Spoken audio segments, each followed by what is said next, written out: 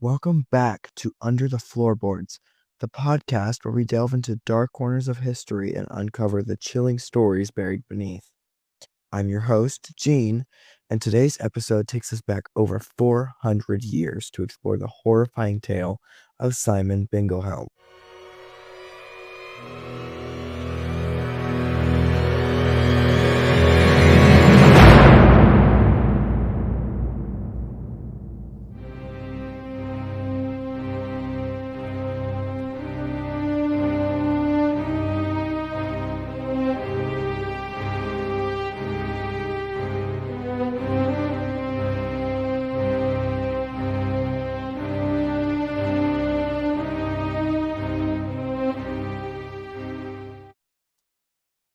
Simon Bingelhelm, known for his heinous crimes, left a trail of blood and devastation in what is now Saxony-Anhalt, Germany.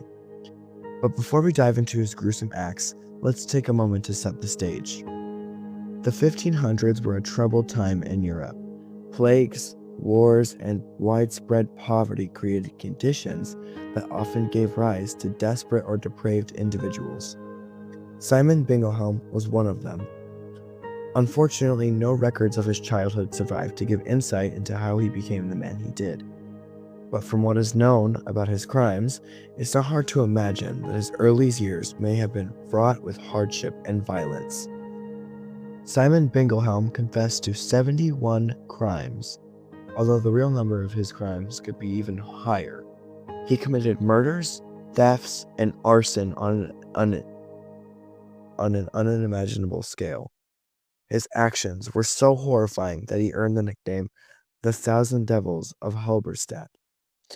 But in this episode, we won't focus on the label given to him. Instead, we'll uncover the man and the atrocities that led to his infamy. Simon's crimes spanned numerous towns and villages: Halberstadt, Wernigerode, Auscherleben, and many more. Sorry if I butchered that. I am not great at pronouncing some other towns from different countries where I don't speak the language of. He did not discriminate when it came to his victims. His confession included everything from burglaries and church thefts to murders of pregnant women, children, and entire families. One of the most chilling accounts was his admission to killing a pregnant woman, removing her unborn child and using its entrails to make candles for a future burglary. It's hard to even fathom such horror.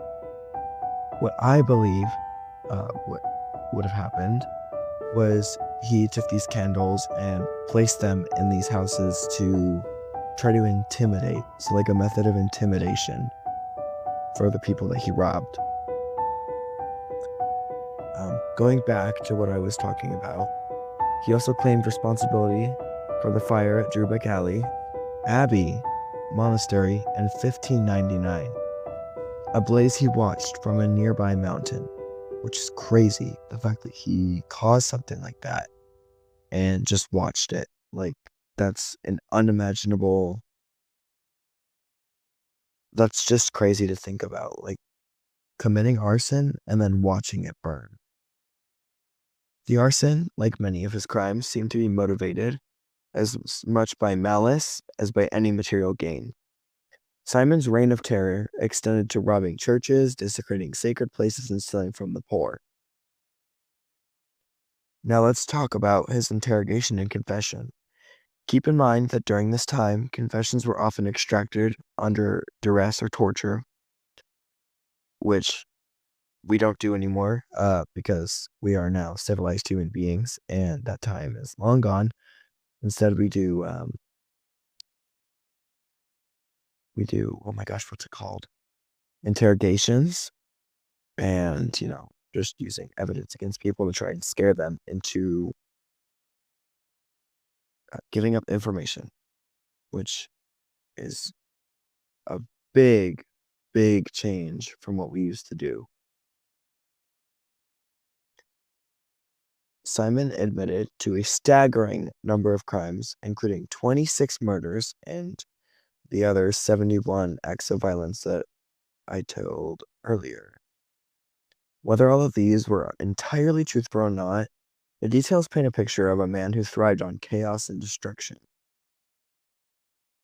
Now, this next one is a little violent.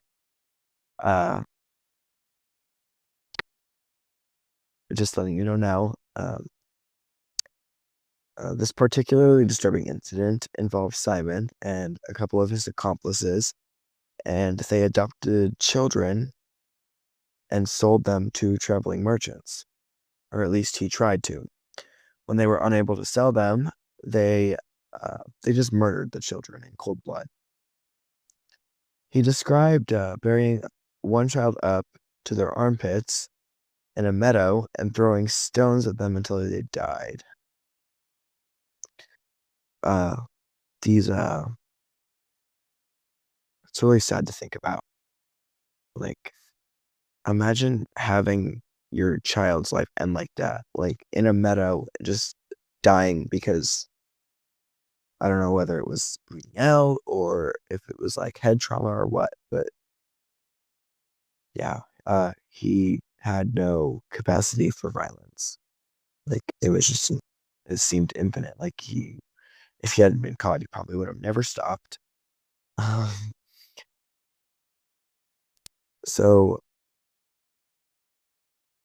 I think the crazy thing to think about going back to this is that this was like 400 years ago, as I mentioned before.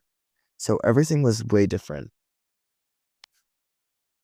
And it's crazy to think about even then that people committed such horrifying, like, I'd assume because, you know, humans have been a thing for thousands and thousands of years that people still murder other people, obviously, but that was more for survival. Like the fact that some people, just as we grew more as a entire world and we gained more humanity, the fact that people still just killed people because they felt like they needed to let out violence. Uh, I think that arson is a very serious topic just because I believe that he did burn a church down. I'm not sure what church, but it's just like imagine you go to church one day and then you're going to go back, the next week. And when you go, you find that your church has just been burned down. I feel horrible for the people that had to go through this because I can imagine that none of them felt safe because they knew he was on the loose. And honestly, if I was in their shoes, I probably wouldn't have felt safe either. But, it's in the past. There's not much we can do about it. I'm glad that he was caught. Uh, uh, Speaking of, his story actually ended in 1600 when he was captured, tried, and he was executed. His execution was likely as gruesome as his crimes. Like, just to give some examples, he could have been burned on a stake, or I can't even imagine. The details of his death remain sparse. But, after he was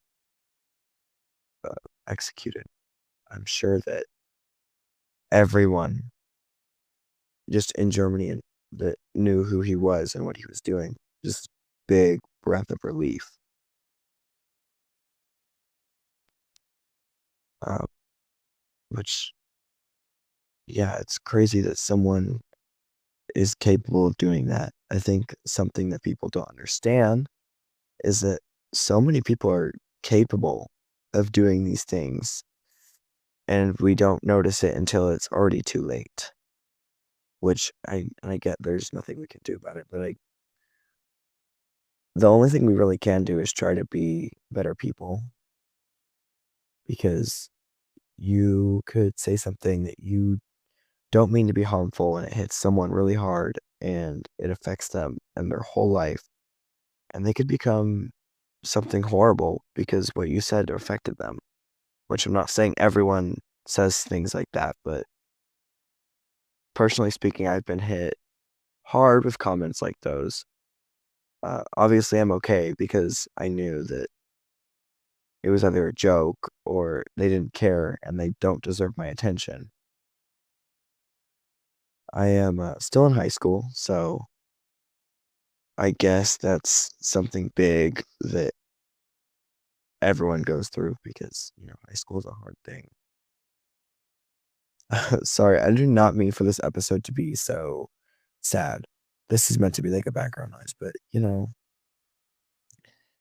even if you're just sitting here listening to this, uh, I feel like some people should just take this advice because you could walk into a store and be absolutely horrible to someone. And like I said, it would change their life. Obviously, there are some people that just do it because they want power or they're a psychopath or whatever.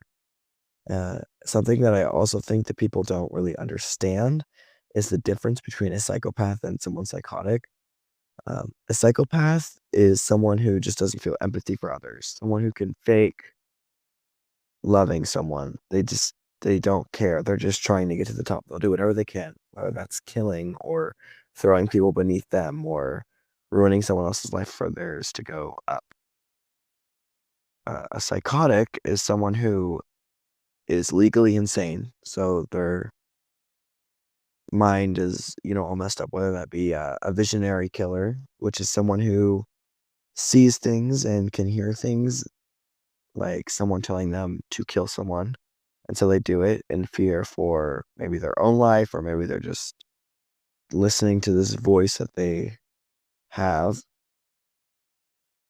which I understand because personally I've had some experiences.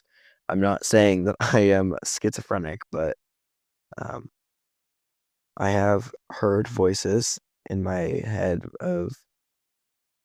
and it was just of like nothing. Like, I don't know where it came from, but I would just hear someone whispering my voice every so often. And I still go through that. And I still hear those voices, but I've never heard anything more. So I just kind of ignore it. And I don't mind if it goes away, but if it doesn't, it's just something that you gotta live with, which is hard for some people because, yeah, I'm getting very off topic here. Um, but, reflecting on Simon's story, it is important to remember the historical context. Life in the 16th century was harsh, and while it does not excuse his actions, and while our time period shouldn't excuse anyone's actions of violence, it can help us understand how someone like Simon could come to exist. Uh, a big question was like he shaped by his environment, or was he just simply evil, which is something that may never be able to be answered. We may never find out. Unless, of course, time travel exists. Well, at that point, like, why hasn't anyone come to see me? Like, no, kidding. That would be really scary. And I hope that does not happen. Uh, Seeing myself in the future would be really scary.